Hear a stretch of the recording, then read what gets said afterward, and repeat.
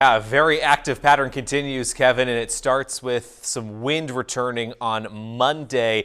We're looking at these northwesterly winds tomorrow, times gusting close to 50 or even 55 miles per hour. Still quite breezy on Tuesday, but we'll take the edge off of those winds a little bit.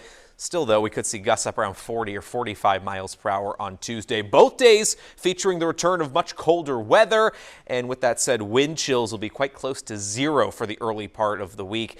And the winds tomorrow, especially with the ice and the snow covering many limbs, some of those could fall with the wind tomorrow, and there may be a few additional isolated power outages. Here are your winds on Futurecast tomorrow morning, already cranking up over 30 miles per hour and at times approaching 50 miles per hour by early tomorrow afternoon. Still quite blustery and chilly heading into Tuesday. Now, actual air temperatures on Monday, quite a bit colder than what we've seen so far this weekend. Teens far north, 20s from the Lakes region to Plymouth to Lebanon and Point South. But then when you factor in the wind, it will feel like it's in the single digits just about all day long, and perhaps even sub-zero in central and northern zones. Of course, some folks have the day off tomorrow because it's President's Day. For those of you looking to enjoy some of the new snow out on the ski slopes or the snowmobile trails, definitely want to bundle up because these are the temperatures to dress for on Monday.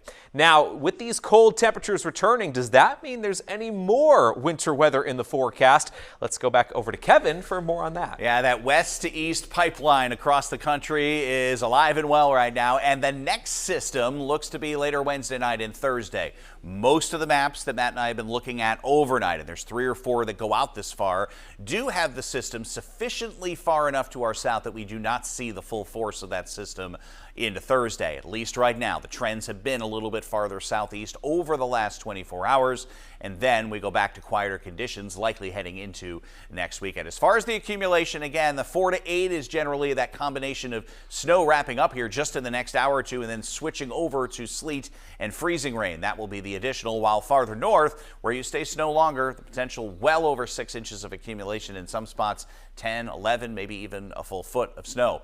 Colder air coming in, and again, the gusty winds will be the key here going forward. If anything does accumulate to the trees and the power lines with some of that icy mix in southern parts of the state, the winds tomorrow could aggravate that in areas, and still windy for Tuesday. We'll keep tabs on Thursday as well as we go forward with temperatures in the 20s.